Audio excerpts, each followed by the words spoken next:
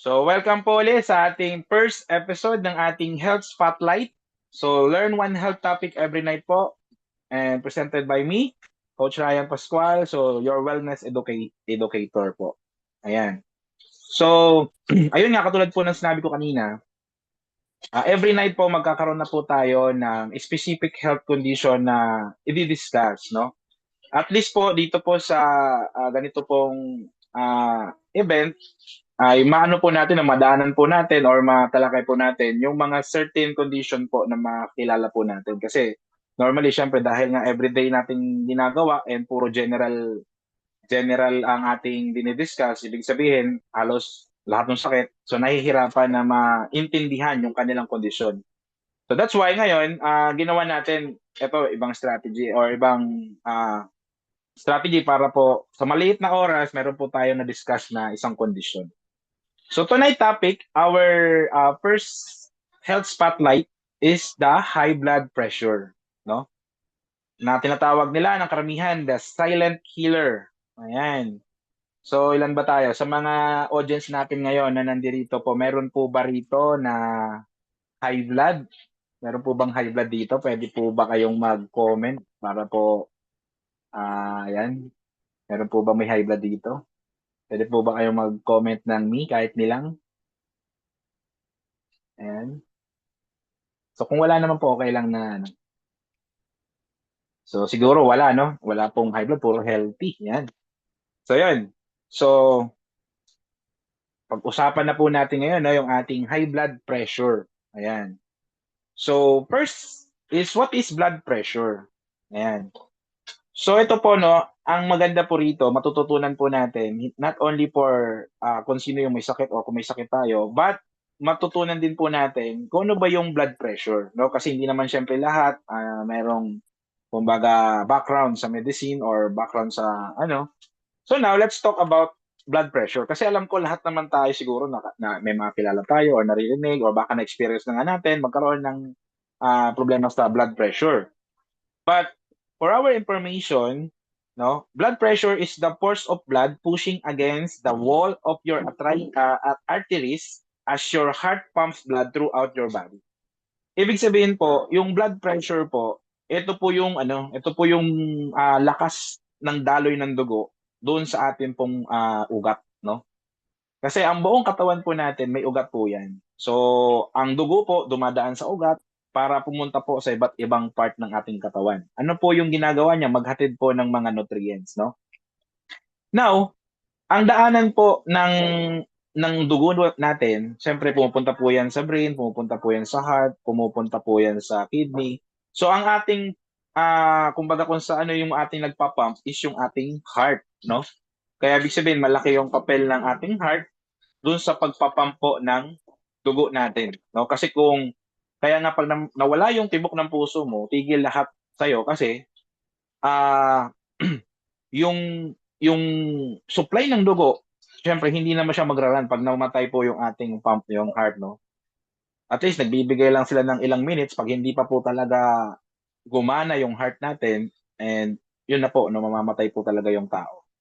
So that's why napaka-importante po malaman po natin itong topic na to kasi kaya po siyang inuna ko dahil I think this is one of the very important no topic na maintindihan po natin. Ayan. So now, pag-usapan natin dito sa blood pressure, isang topic lang muna. What is high blood pressure? No? What is high blood pressure? High blood pressure or tinatawag nila na hypertension no in medical terminology, it's a condition in which the force of blood against the artery walls remain consistently higher than normal, no? Bumibilis o lumalakas po yung pressure ng ating dugo. No, yun po yung tinatawag na high blood pressure. Ngayon, ano po ang nangyayari? No? Paano po natin nalalaman na high blood po? No? A blood pressure reading of 140 over 90, no? So millimeter mercury or higher generally. Meron tayong mga aparatus na ginagamit, 'di ba? Merong manual yung nalalagay dito sa ating balik sa may siko banda sa may arms natin. So, diyan po no tinitingnan kung kamusta po yung ating daloy po ng dugo, no, yung ating blood pressure. And mahalaga po ito na malaman natin, no, kung mataas po ba yung dugo natin. Kasi kaya po tinawag na high blood pressure yung 140/90 kasi hindi po siya normal, no? Parang ano yan eh, parang halimbawa po yung host natin eh. Halimbawa yung host yung ating ugat sa katawan. Yung host po, pag binuksan mo yung tubig, dadaloy po yung tubig doon, makikita niyo po yung normal na flow ng tubig, di ba? Pero yung host po, once po yun na pasikipin mo yung daluyan ng tubig niya, magkakaroon siya ngayon ng tinatawag na pressure. So, ibig sabihin, nagkakaroon ng pressure dahil hindi nga makadaan, lumiit yung daanan, kaya nagkakaroon ng pressure.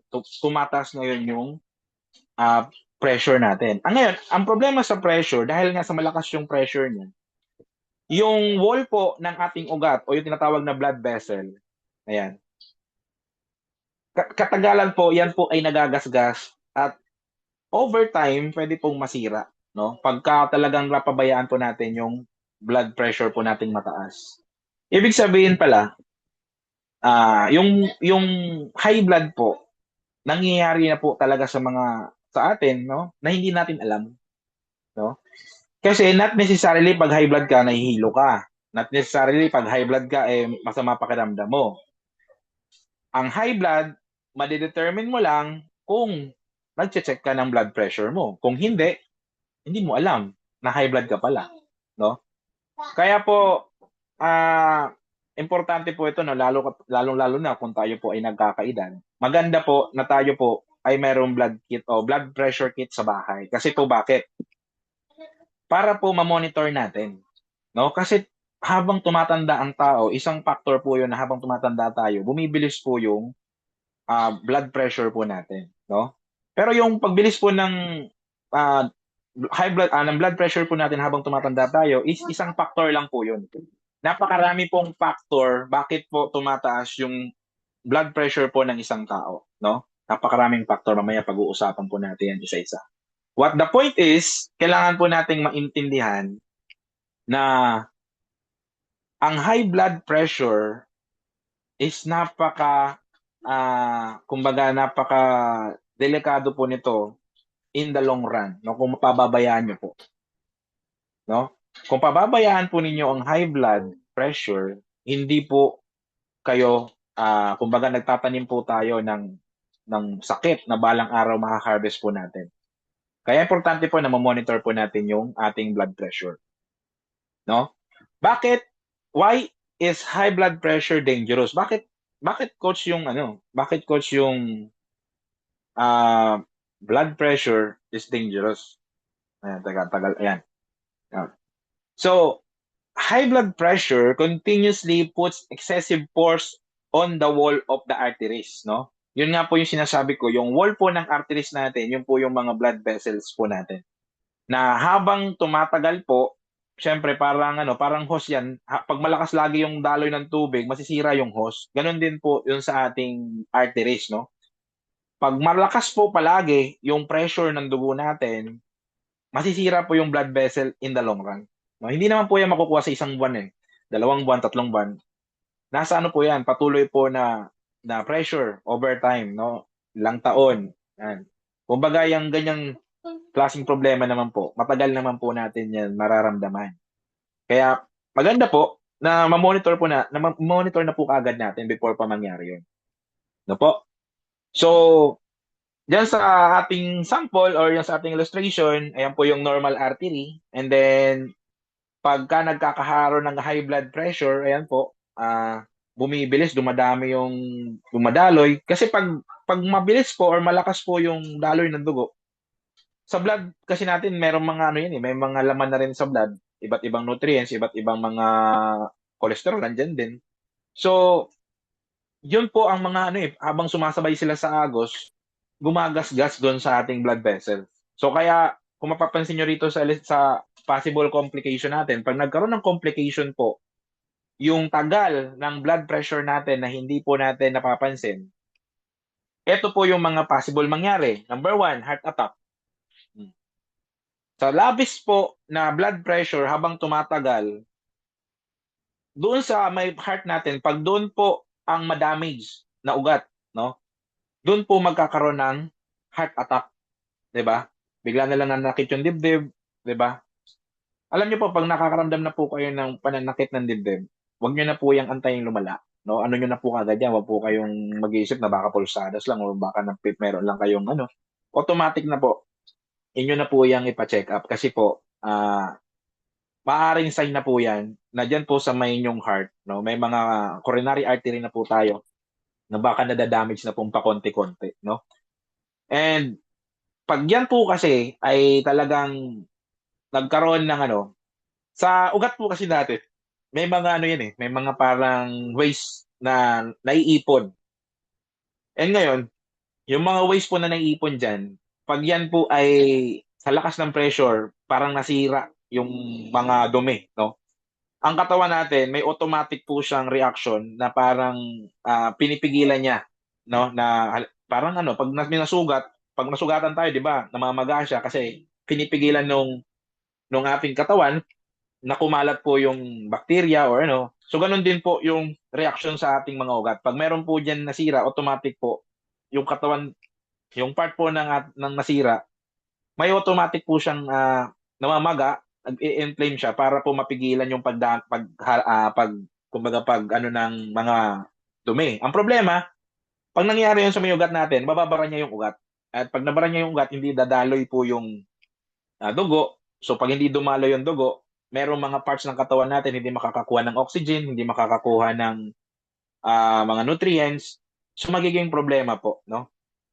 Kung hindi naman sa may heart yung ma-damage natin, doon naman sa may brain na na-damage, doon naman po yung pag sa may brain naman, ang aabutin mo naman po noon is stroke, no? Kasi ang brain po natin, ito po yung parang command center natin eh. Kaya po napapagalaw yung kamay, napapagalaw yung paa dahil inuutusan ng brain natin.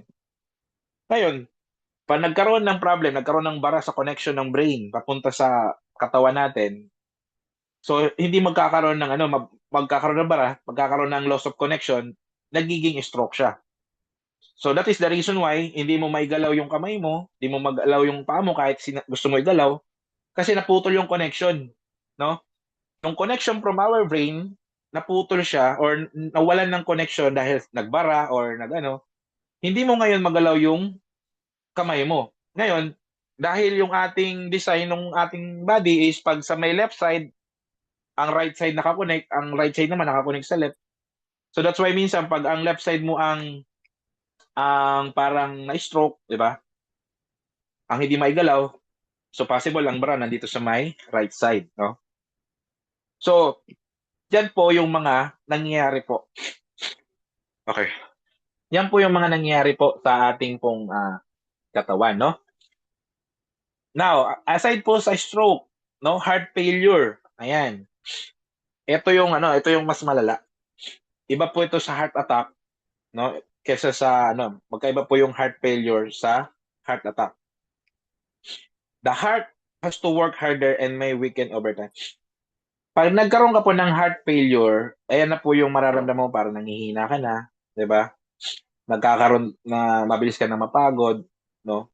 So, malaking factor to na pwede kang mamatay nito. Pagka yung heart mo nagpe-fail na, nagma-malfunction na, hindi na siya masyado nagpa-pump ng dugo. So hindi na umaagos ng mabuti yung ating blood circulation, blood dilation, no? So malaking problema po 'yan.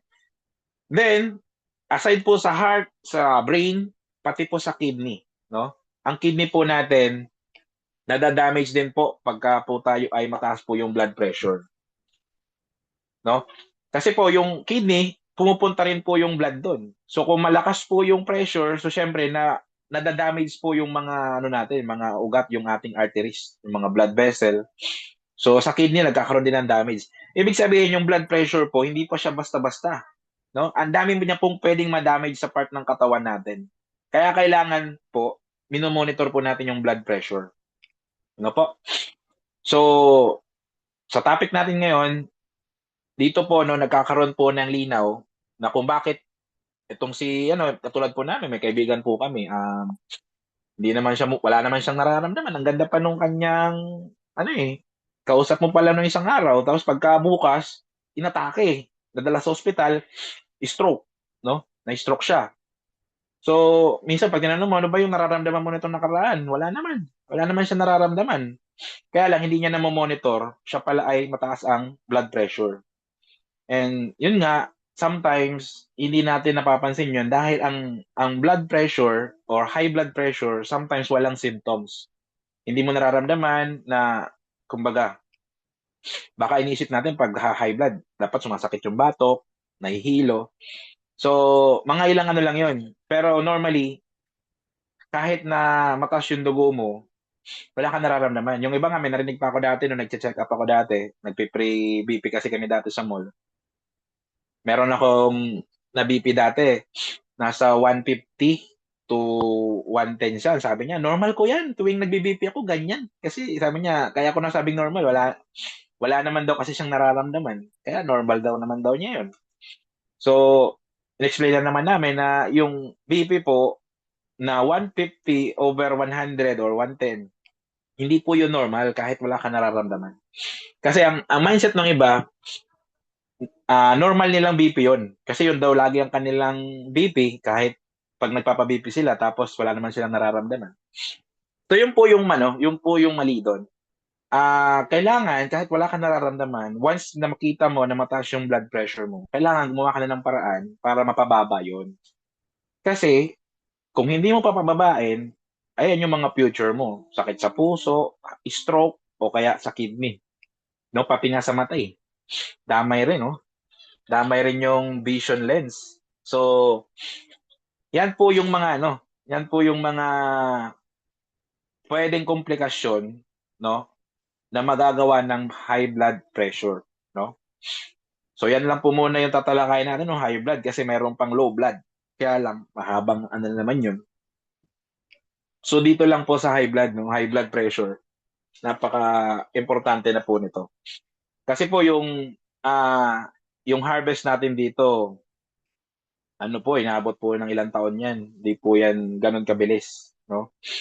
Kaya po pagka ikaw po ay tinamaan ng isa po dyan sa mga yan, hindi po ganun kadaling ayusin. Kasi buti na lang kung sa stroke, ang madaling ayusin yung mga ischemic stroke. Pero how about if hindi ischemic, di ba?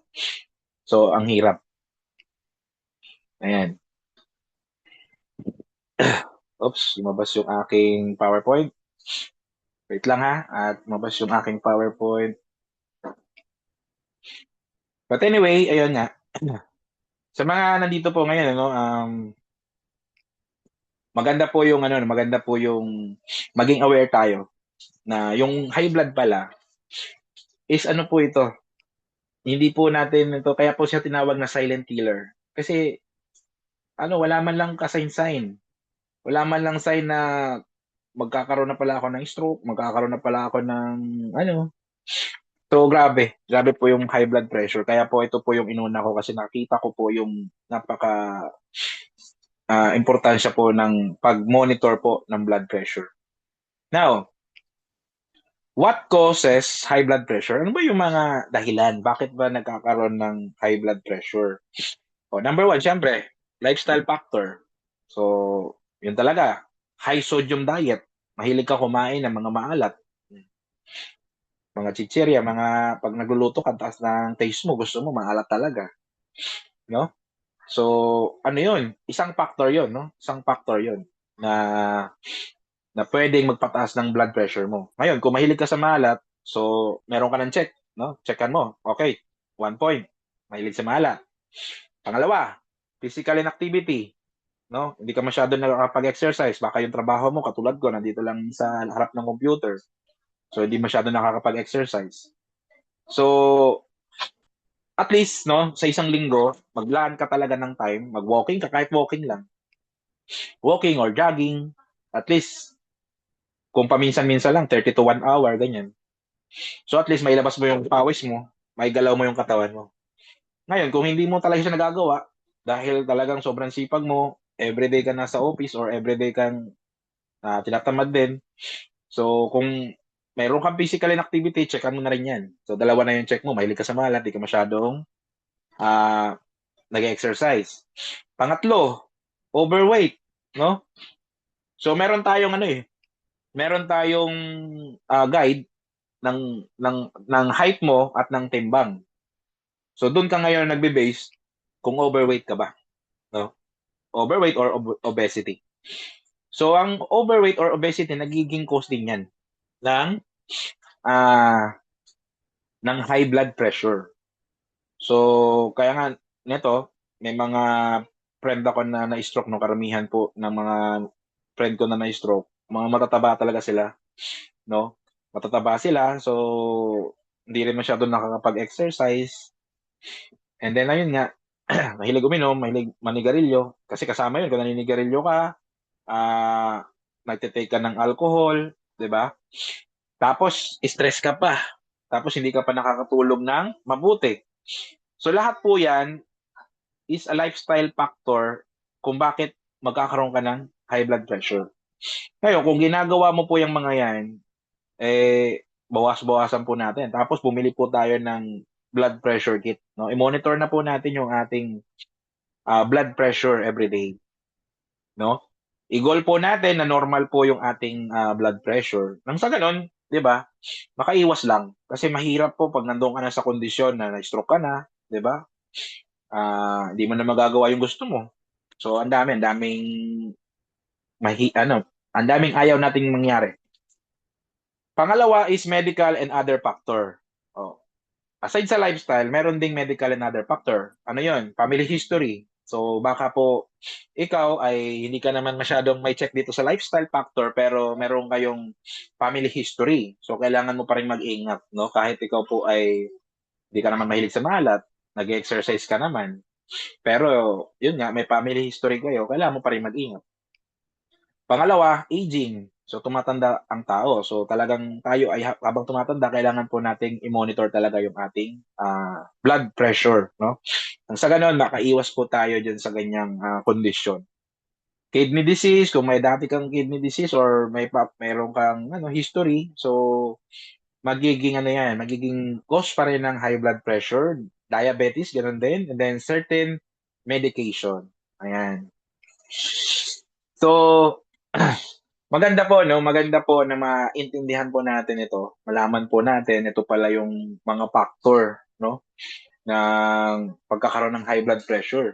And baka may mga kilala kayong ganyan, tapos ayun nga, wala lang, hindi nila nararamdaman. So maybe ilang taon pa nila yung ma-harvest. So yan. So importante po na maalaman po. Ayan. Now, what should you do if you have high blood pressure? Ngayon, sabihin natin kung ang tawag ko. O sige, consider natin meron kang high blood, no? Ano yung gagawin mo ngayon? So kung may high blood ka po or isa ka po sa mataas ang blood pressure, so ito ngayon yung gawin mo.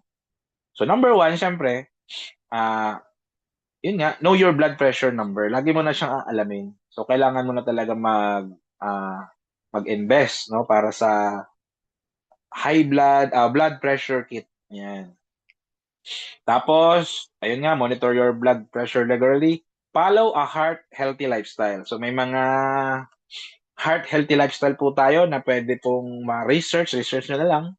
Ano ba yung mga dapat nating mga heart healthy lifestyle, di ba? Take your prescribed medication kung meron, no? Kung meron ka pong nireseta sa inyo, take nyo po, no?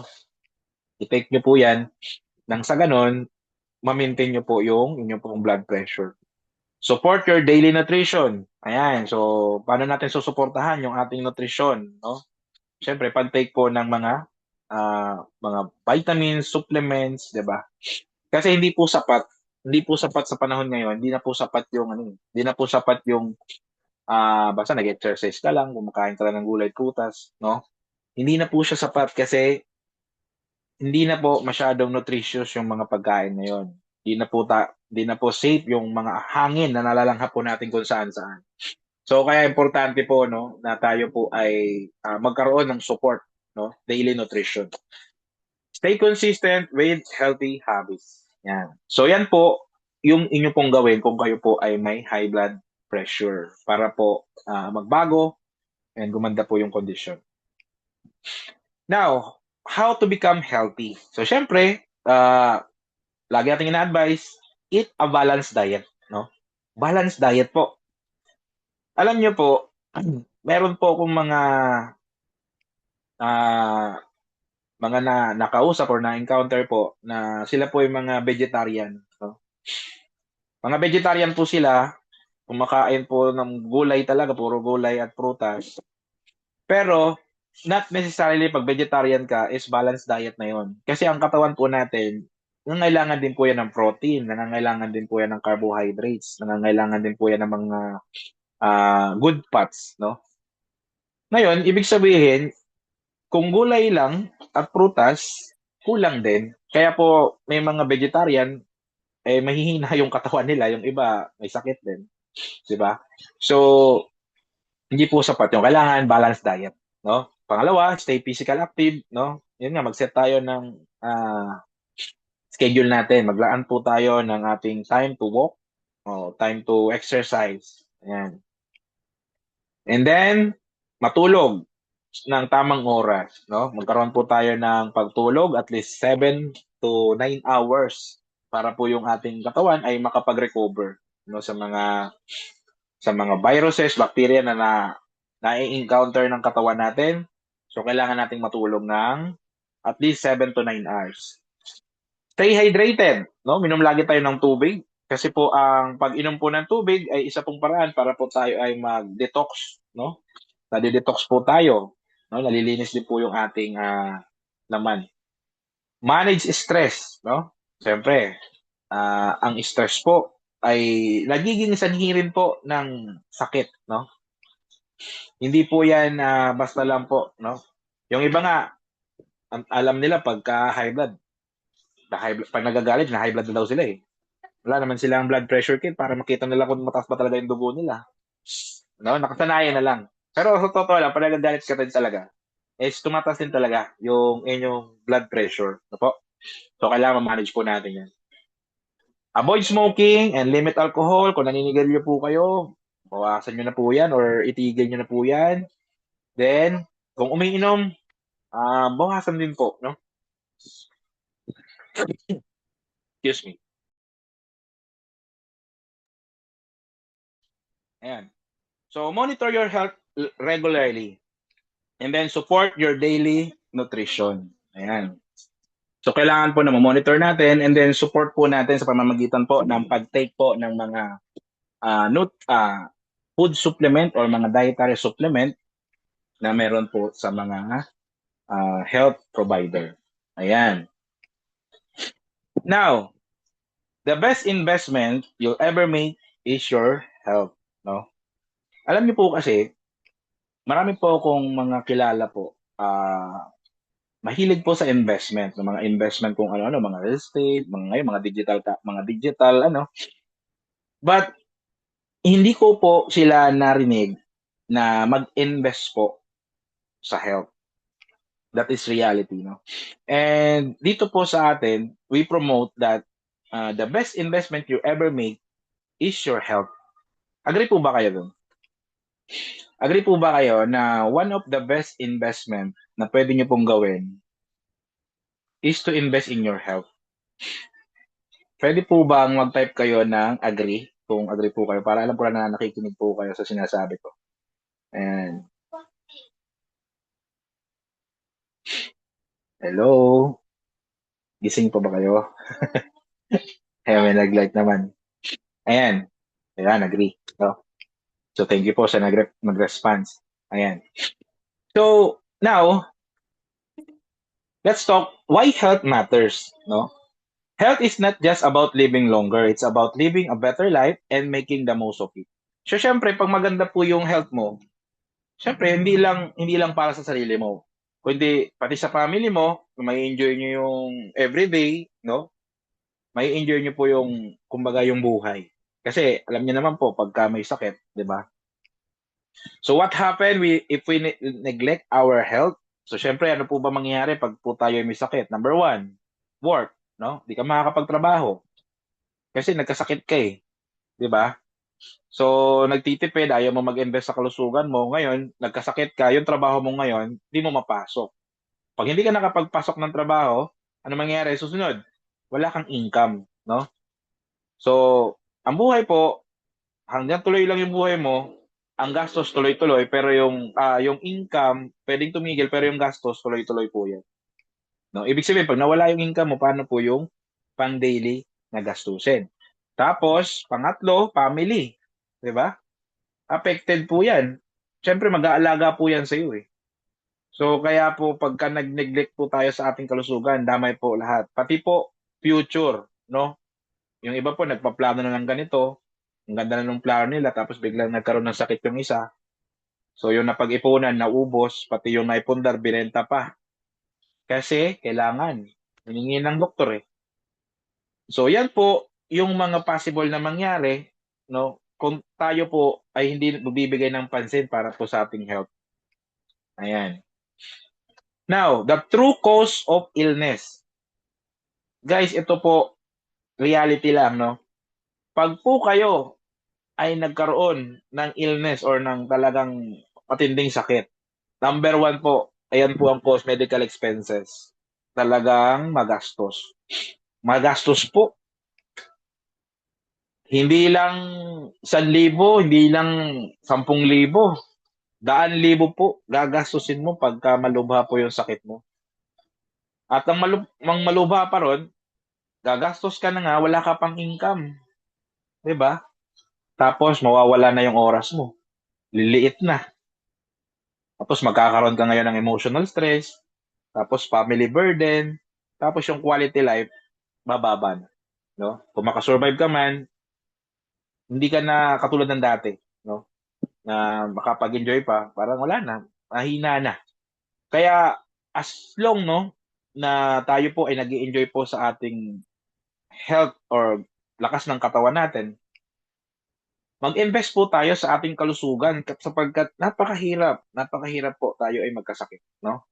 Disregards kung ikaw po ay bata pa or matanda na, ang panahon po noon ay iba na po sa panahon ngayon.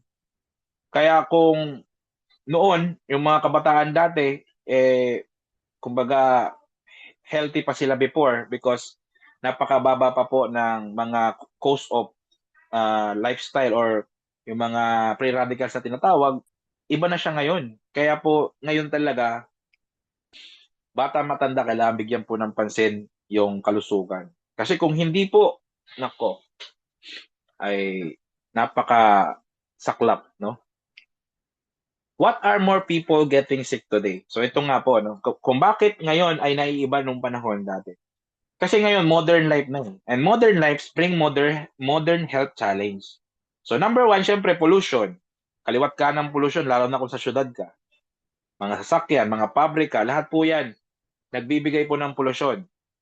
Tayo mga tao, nalalanghap po yung pollution. So syempre, pumapasok po sa katawan natin yan. Pangalawa, basura. So another pollution yan, mga basura. 'Di ba? Yan po yung future na lumalaki. Talagang big problem po yung basura kung saan pa itatapon in the future. Kasi dumadami ang tao, dumadami din po yung bilang ng basura.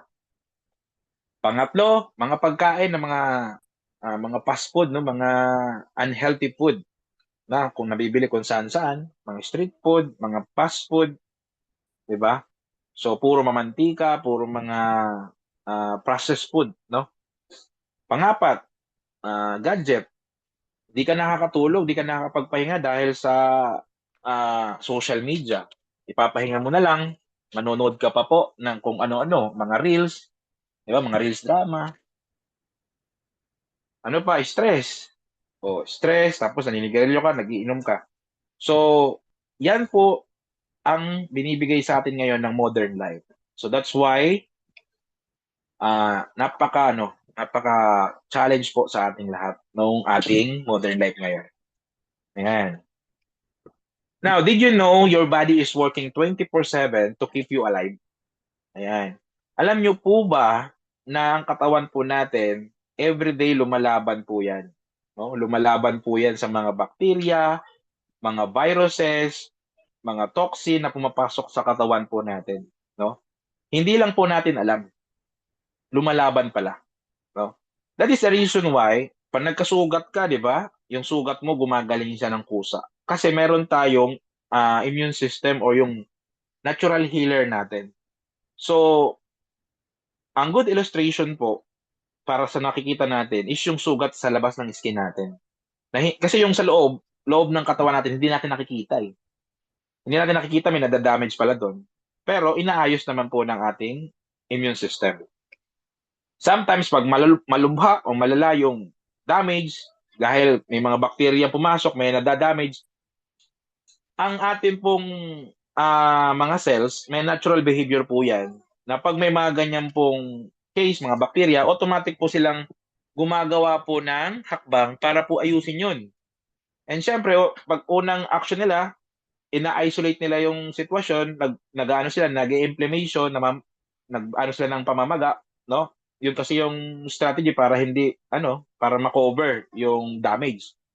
So, ibig sabihin, yung pamamaga po ay natural, ng katawan po natin yun. And syempre, pagka po may inaayos yung ating katawan, nakakaramdam po tayo ng init, no? Para tayong lalagnatin, di ba? Kasi nagtatrabaho yung katawan natin, eh. Yung iba ayaw makaramdam ng ganun kasi parang ayaw yata nila magtrabaho yung katawan nila. Pag maraming kang nalanghap na usok, alikabok, magtatrabaho yung katawan natin. Anong mangyayari? Babalutin nila yung mga bacteria, viruses sa loob ng ating pumasok sa ilong. So nagiging sipon. Ngayon yung tao ayaw ng sipon kasi niisip nila sakit yon, hindi po nagtatrabaho lang yung katawan natin. Nakalanghap ka ng maraming alikabok, pumasok sa lalamunan mo, sa dibdib mo, binabalot ng katawan natin. Nagtatrabaho sila. Nilalabanan nila yung mga bakterya. Ngayon, uubuhin ka.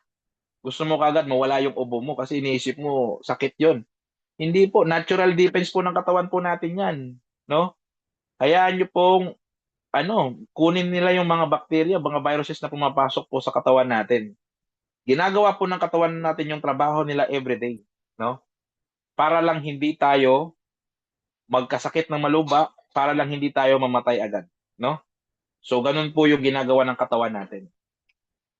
Now, ngayon po tayo, trabaho natin, ngayon alam na po natin yan, palakasin natin yung immune system natin. Huwag nating pabayaan.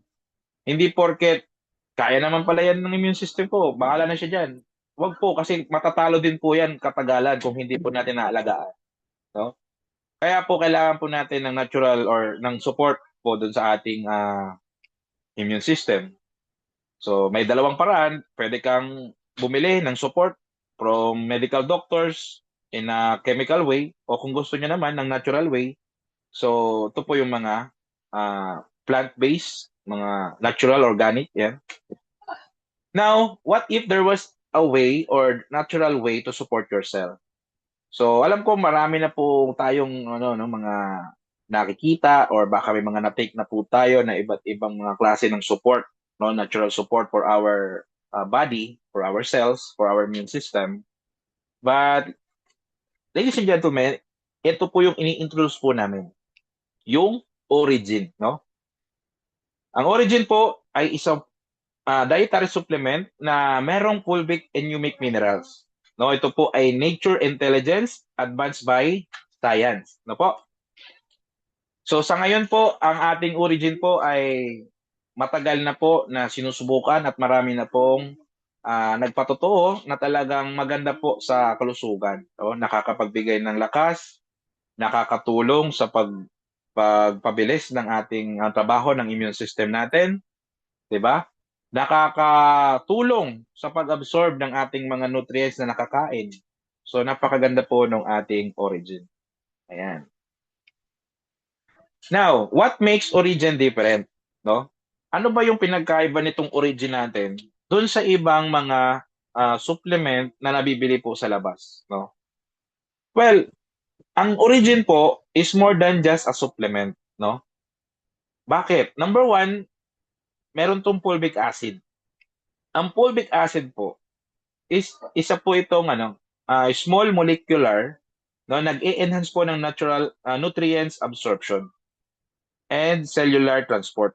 Ibig sabihin po, mostly kasi no, may mga pagkakataon po, ang katawan po natin or ang natural na flow talaga ng ating katawan, pag nagte-take tayo ng mga supplement, mga vitamins, pupunta muna yan sa ating digestion, no? O doon sa tinatawag nating gut health. And once na nandun na po yan, doon po yan tutunawin and doon po yan i-distribute. Doon po kukunin yung mga nutrients, i-distribute po sa iba't ibang parts po ng ating katawan. Kaya naman po, pag nag-take tayo ng mga supplement, inaantay po natin 30 minutes up to 1 hour bago kumain kasi inaantay po na natin ma-absorb. Hindi katulad ng fulvic acid or ng ating origin. Once you take it, dumidiretso po siya diretso sa bloodstream natin, no? Hindi na po siya naghihintay, no, na ipadala pa ng ating absorption, dumidiretso na po siya. Ang pinagkaiba po niya, what if may problema yung absorption mo, yung digestion system mo? Marami pong case na ganun po yung nangyayari. Kaya nangyayari po dun sa ibang mga supplement, nagiging effective dito kay Juan, kay Pedro hindi. No? Kasi si Pedro, may problema yung digestion niya. Ang nangyayari, kaya minsan may mga pagkakataon na sasabihin ng isa, hindi naman effective yung ano mo, product mo. Pero ang totoo, may problema yung digestion niya. And yung product na iba, para mag-effect, kailangan ng tulong ng absorption natin, ng ating digestion. Kasi yun ang magpapadala sa iba't ibang part ng katawan natin eh. Pero kung may problema yung digestion mo, hindi magtatapon ka lang, no? Lahat ng mga tinetake mo ng mga supplement, ipupups mo lang yun, idudumi mo lang. Kasi hindi na nakakapagtrabaho yung digestion mo eh.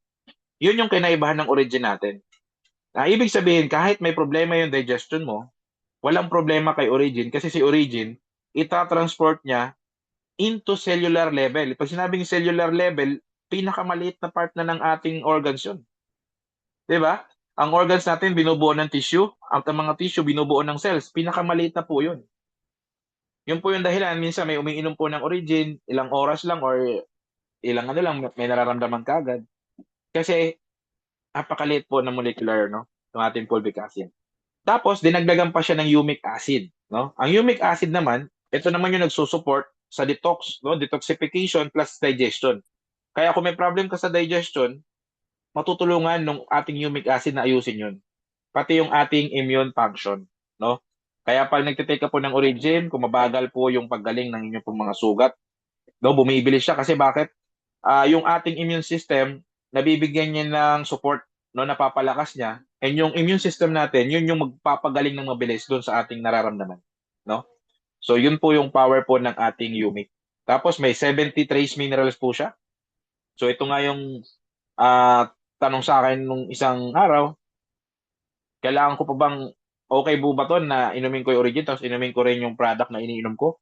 So ang sagot ko is pwede naman, kaya lang bakit mo pa iinumin yun? Eh yung minerals na meron yung iniinom niya, nandito na rin sa origin, no?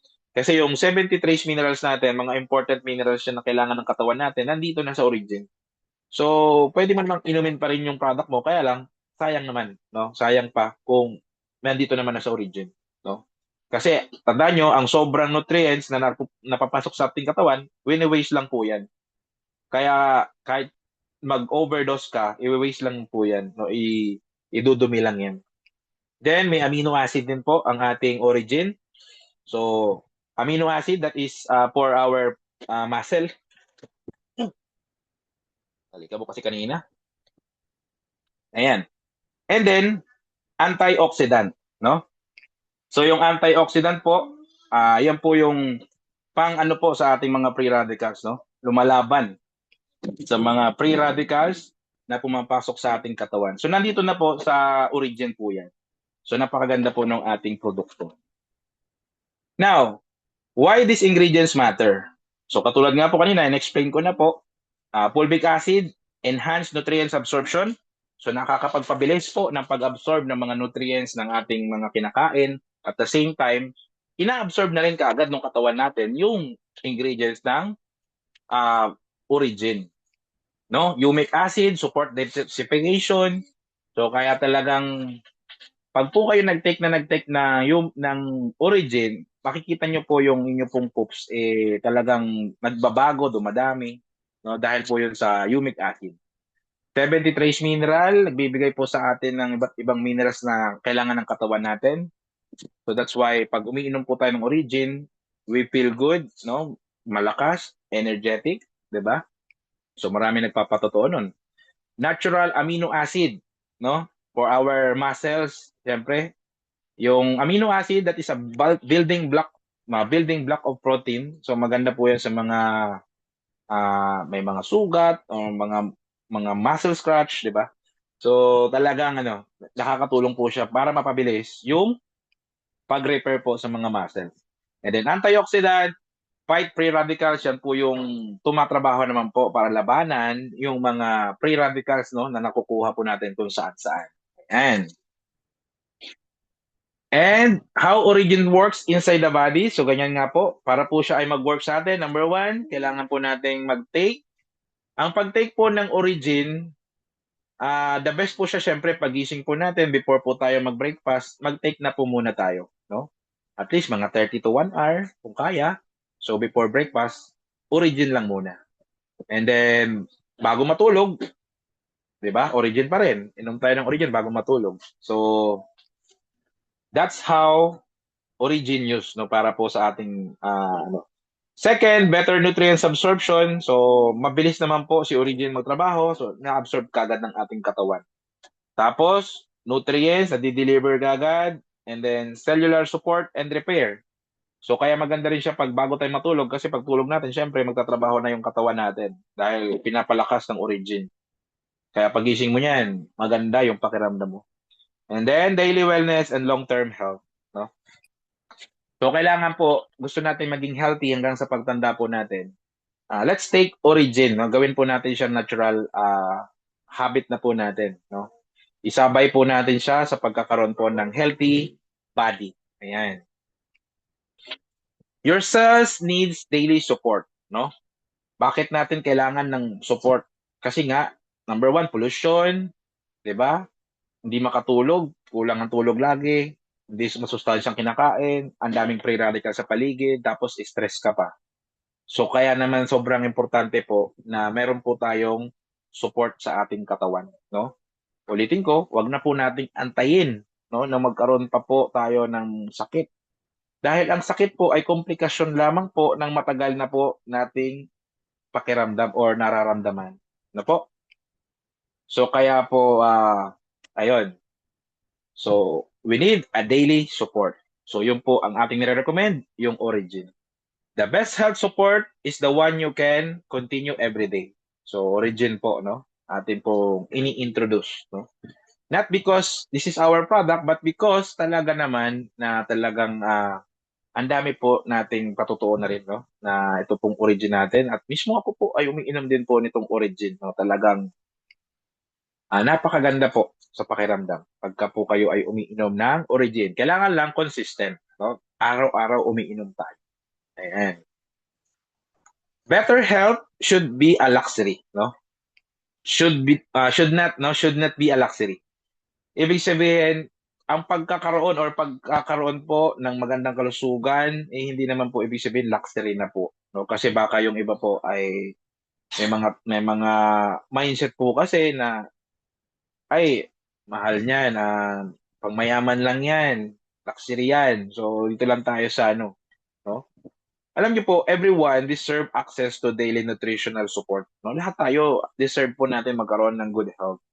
So that's why ang magkakaroon po ng magandang kalusugan hindi naman po ibig sabihin ni luxuries na ng ating buhay, no? So yan po ay deserve po natin. Now, this is the question. What if your daily health support could pay for itself, no? Ibig sabihin, ano kaya kung yung ating health support siya po yung magbayad sa sarili niya, no? Ibig sabihin maging free na siya. Okay lang ba 'yun? Okay lang po ba na yung ating daily health support is maging free na? Okay lang po ba yun? Puwede po ba kayong mag-comment na okay lang na maging libre na po yung ating daily health support? Diyan pa ba kayo? Hello? Si Ma'am Cathy.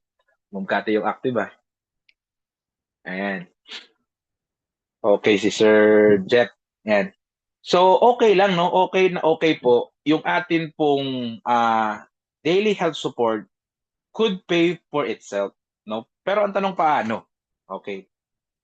So, dito po sa Zillion Life, possible po yan na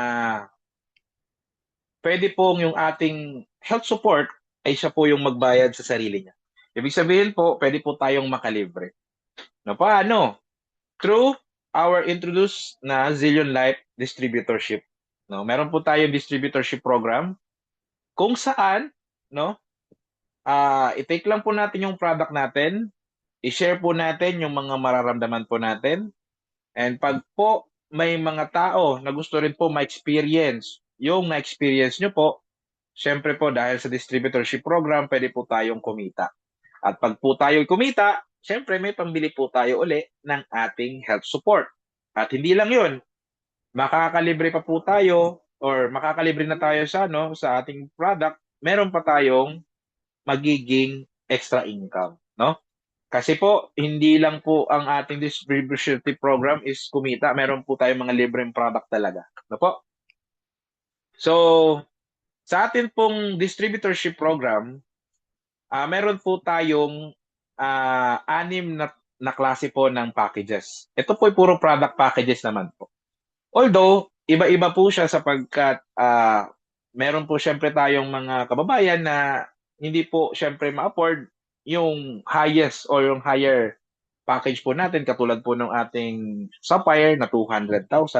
So that's why naglabas din po tayo ng copper package for just only 4,990 lang, no?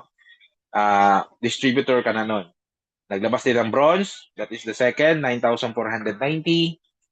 Meron tayong silver, 17,490. May gold, 50,490. Platinum, 100,000. And sapphire, 200,000. No? So, yan po yung ating distributorship program. As for now, syempre, pinaka-sulit po sa anim na yan, syempre, walang iba po, kundi yung ating gold package. No? Talagang ito po yung isa sa pinakasulit sapagkat pag po gold package kayo, automatic syempre mas malaki yung higher discount, then marami kang product na makukuha. But of course, kung hindi naman kaya ang budget, okay lang po kahit mag-start po sa copper, no? At least importante nandito ka po sa Zillion Life, and once you share the opportunity, so pwede ka pong makalibre sa ating mga products. So, dito na po tayo no sa turn sharing into income. At least madali lang po ito, mabilis lang. Paano po ba gumagana yung distributorship program po natin? So sa pamamagitan lamang po ng pag-share po natin ng good news, no? Kasi ito pong usaping kalusugan, good news po ito eh. 'Di ba? Sa totoo lang, kung i-appreciate mo po ito, lalo-lalo na kung may natutunan ka po ngayon, good news po ito, no? And na-share po natin sa karamihan, so magkakaroon na po sila ng benefits, tapos pwede pa po tayong kumita. At the same time, pwede din silang kumita. So number one, meron po tayong product sales. Pwede tayong kumita sa product sales. So yun nga, i-share lang natin yung good news ng ating product. And yung mga gusto rin po ma-experience, syempre bibili po sila. Pwede po tayong kumita through direct selling o kaya naman through e-commerce system. No? Ibig sabihin, direct selling meaning ikaw po mismo pumunta doon sa client, ikaw po mismo yung nagbenta. No? O kaya naman through e-commerce, pwedeng nag-post ka lang, tapos ngayon gusto nila bumili. So through e-commerce na may dropshipping din tayo, so doon na po sila bumili ng product doon sa ating online system. Ang kita po natin nakadepende sa packages. Kung tayo po ay copper to silver, tayo po ay pwedeng kumita ng 30%. Pero kung gold to sapphire naman, 50% po yung ating pwedeng kitain. Pangalawa, meron tayong referral bonus. Etong referral bonus po, pag yung nasharean natin, gusto na rin nilang maging distributor, ito naman po yung kikitain natin, referral bonus. Pagka po ang pinili po nila is copper, kikita po tayo ng 500 pesos, cash bonus po yan. Then, pag bronze, 1,000. Pag silver, 2,000. Pag gold, 4,000. Pag platinum, 8,000. Pagka naman sapphire, 16,000 pesos. Ang maganda po sa ating referral bonus, aside po sa may cash, meron pa po tayong product points. Yung product points po, pwede po natin gamitin pambili po ng produkto. So kaya naman po, makakalibre po tayo Dahil yung cash po natin, pwede na po natin magamit, then may pambili na tayo ng product through product points. Pangatlo, meron tayong binary match income. So ito naman pong binary match income natin, ito po yung ating pairing or yung match sales bonus. Na once po na magkaroon ka ng isa sa left, isa sa right, so may match po yan. So ang income po natin nakadepende po sa points na papasok. Kung ikaw po ay copper, ang every points po is 500, kung bronze 1,000, kung silver 2,000, kung gold 5,000, kung platinum 10,000, kung sapphire 20,000. Ang points po ay nakadepende kung anong account po yung kinuha po natin. Yan. Now, meron tayo 16-month income projections na kung saan, ayan no, yung maximum income kasi natin dito, nagsisimula lang siya sa 500 pero in the long way o in the long term, no, ginagawa po natin yung pag-share po nito, no? Hindi mo mapapansin, aabot po 'yan sa 4.8 million per month, no? Although kailangan mo siyang tiyagain pag-share, no? Hindi po siya bukas ganyan na. Pero yun nga, no? Yan po yung ating future po rito sa Zillion Life. And then, may safety net po syempre yung company natin. Ito po ay weekly income limit, no? So, pagka-copper, 30,000, pag bronze, 50,000, pag silver, 100,000, pag gold, 300,000, pag platinum, 600,000, pag sapphire, 1.2 million. Yan po yung maximum income natin every week. Ayan. Pangapat na kita natin is yung Zillion 4 bonus po natin.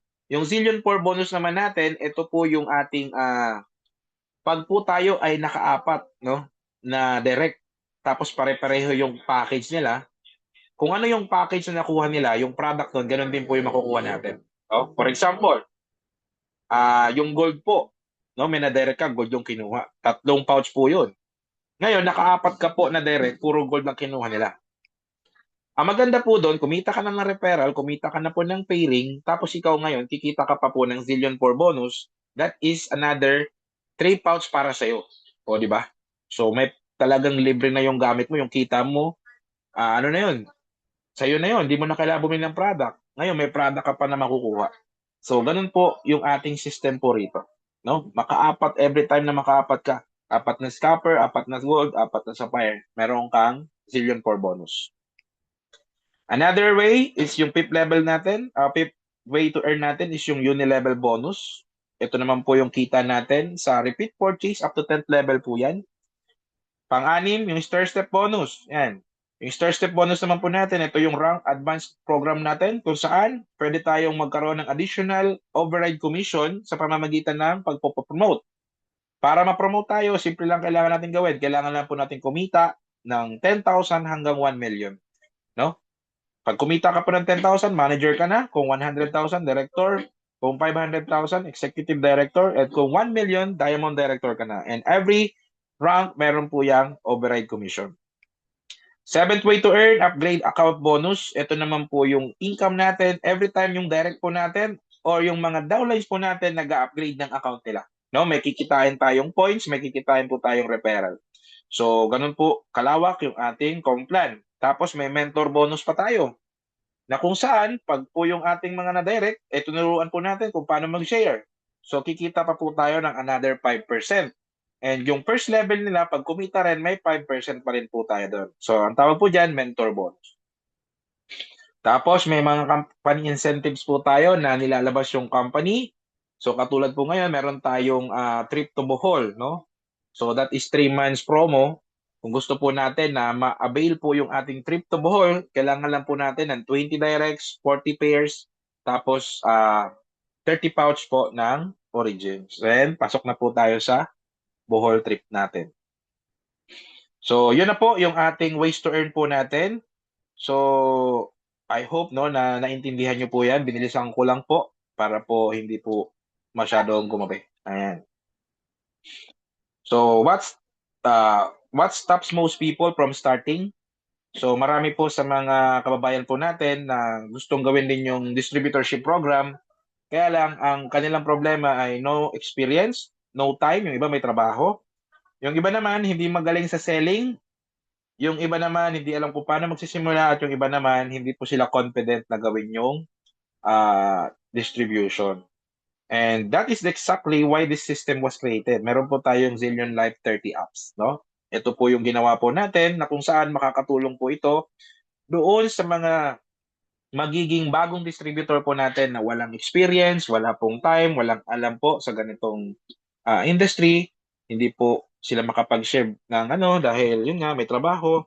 So ito po yung kanilang sagot, no?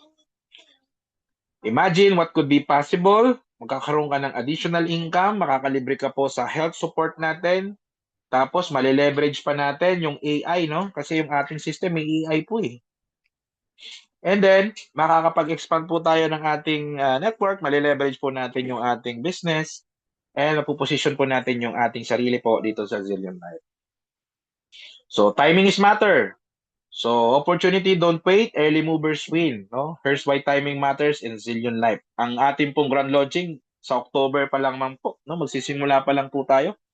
Mag-grand launching pa lang po yung ating company. No?